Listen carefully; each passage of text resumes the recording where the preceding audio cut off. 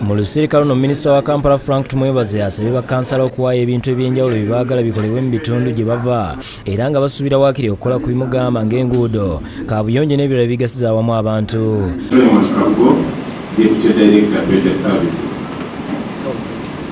Asabye abakozi bonna mu KCCA okujja enjawukana mu mirimu gy'ekitongole eziva ku bibiina ebyenjawulo bye baweereza. Ogamba bino ebyokuweereza abantu, ebyokutuukiriza obuweereza ku bantu baleke kubiyingiza mu politics zaabwe.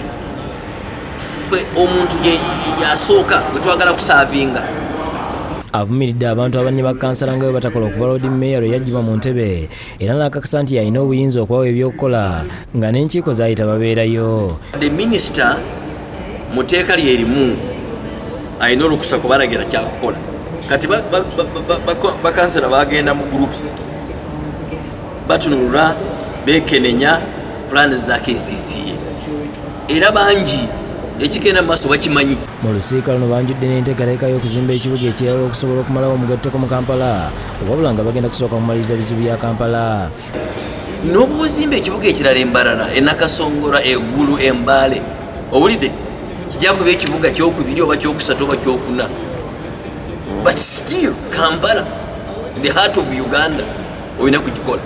Director Musisi Makula ayiriza bakansala okujja mu lusiikalo luno n'okuwaayo ebirowoozo byabwe. Thank you for making the time to come. We have been having discussions regarding the different issues on the agenda with various ones of you. We'll be able to come up with the strategies and plans and policy proposals that will take KCCA to the next level. Habati Kavuma yakusakidde Green ku Bukedde TV.